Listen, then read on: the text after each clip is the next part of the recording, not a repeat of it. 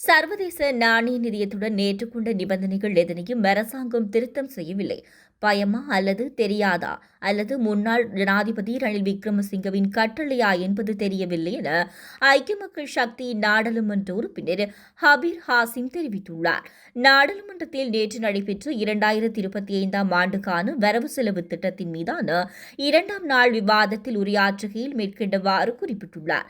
அவர் மேலும் உரையாற்றியதாவது, அரசாங்கம் சிறந்த முறையில் செயற்படும் என்று நாங்கள் எதிர்பார்த்தோம். இருப்பினும் இந்த அரசாங்கமும் கடந்த காலங்களைப் போன்றே செயற்படுகிறது.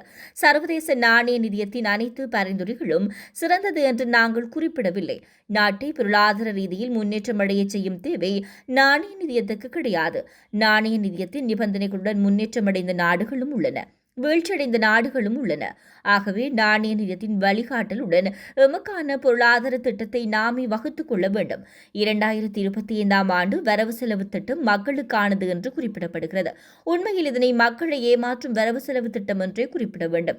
மக்கள் ஏமாற்றப்பட்டுள்ளார்கள். மக்களிடம் உண்மையை குறிப்பிடுங்கள். அரசு சேவையாளர்களின் சம்பள அதிகரிப்புக்கு 345 மில்லியன் ரூபாய் ஒதுக்கப்பட்டுள்ளது. 15,000 ரூபாய் அதிகரிக்கப்பட்டுள்ளதாக குறிப்பிடப்படுகிறது. ஆனால் எதிர்வரும் ஏப்ரல் மாதம் முதல் டிசம்பர் மாதம் வரையிலான காலப்பகுதியில் 5,900 ரூபாவே கிடைக்கப்பெறும்.